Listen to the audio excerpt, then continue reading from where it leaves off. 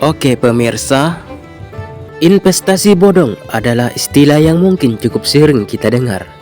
Di mata masyarakat, arti investasi bodong bisa dikatakan negatif. Apa itu investasi bodong sebenarnya?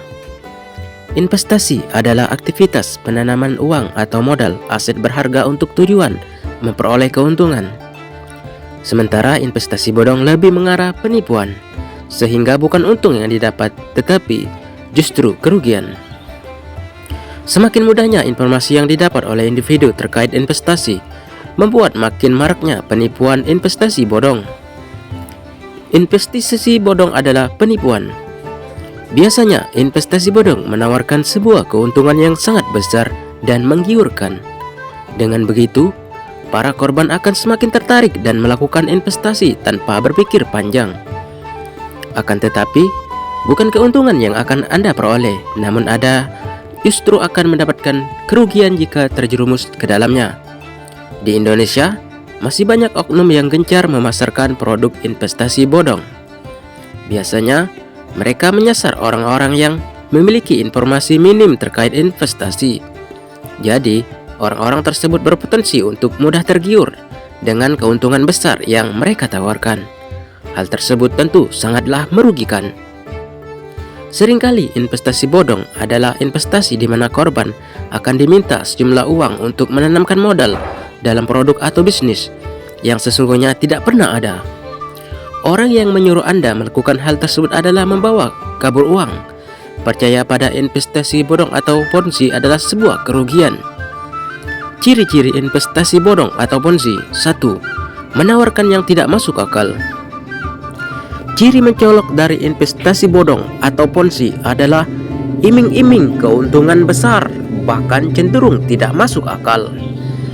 Dalam investasi, kita akan mengenal asas semakin tinggi risiko, maka pengembalian uang juga semakin besar, dan begitu pula sebaliknya. Umumnya, keuntungan dari investasi jangka panjang adalah sekitar 15-20%. Sementara investasi bodong bisa menawarkan pengembalian hingga di atas 20%. Bahkan 2 kali lipat alias 100% dalam waktu sangat singkat. 2. Bisnis maupun produk tidak jelas. Ciri-ciri investasi bodong atau ponzi adalah adanya ketidakjelasan perusahaan bisnis hingga produknya.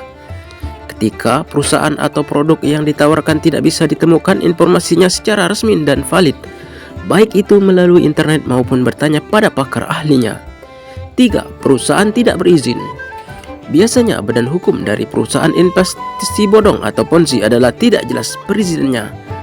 Maka dari itu, ketika Anda melakukan investasi, pastikan terlebih dahulu secara detail mengenai perusahaan tersebut. Apakah perusahaan tersebut hanya investasi bodong? Sebuah lembaga keuangan haruslah memiliki badan hukum resmi dari pemerintah, sekaligus mempunyai izin yang lengkap untuk beredar di Indonesia dan memberikan pelayanan mengenai keuangan dan investasi, yaitu OJK, Otoritas Jasa Keuangan. 4. Diminta mengajak nasabah atau investor baru. Ciri investasi bodong adalah biasanya akan meminta investor untuk mencari nasabah baru dengan iming-iming keuntungan yang besar jika kita berhasil menggait nasabah baru. Lazimnya pengrekrutan nasabah baru sifatnya dijadikan wajib dan memaksa. Jadi dipastikan investasi yang ditawarkan tersebut investasi bodong atau ponzi. 5. Seperti judi. Selain iming-iming keuntungan besar dalam jangka waktu yang sangat pendek dan dengan resiko kegagalan yang sangat tinggi pula, biasanya adalah ciri-ciri investasi bodong yang menerapkan konsep perjudian. 6. Pengembalian macet di tengah-tengah. Investasi bodong biasanya akan mengatakan bahwa Anda dapat berhenti melakukan investasi kapan saja dan mengambil keuntungan pada saat berhenti. Anda akan diiming-imingkan kemudahan yang sangat memanjakan Anda sebagai investor.